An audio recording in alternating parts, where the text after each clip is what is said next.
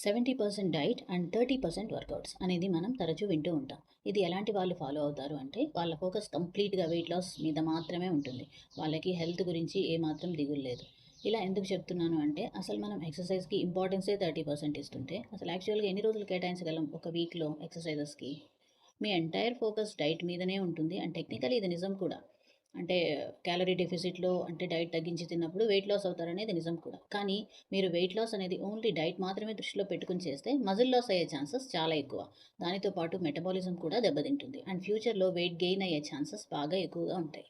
అదే మీరు హెల్త్ మీద ఫోకస్ చేసినట్టయితే మీరు ఎక్సర్సైజ్ అనేది ఎప్పుడు మిస్ అవ్వరు. మీ మోటో హెల్త్ గెయిన్ అయితే ఎక్సర్సైజ్ చేయడం వల్ల మజిల్ ప్రిజర్వ్ అవుతుంటుంది. మీరు డే బై డే స్ట్రాంగ్‌గా అవుతారు. మీ హార్మోనల్ బ్యాలెన్స్ మెరుగవుతూ ఉంటుంది. మీకు లాంగెవిటీ అనేది దొరుకుతుంది.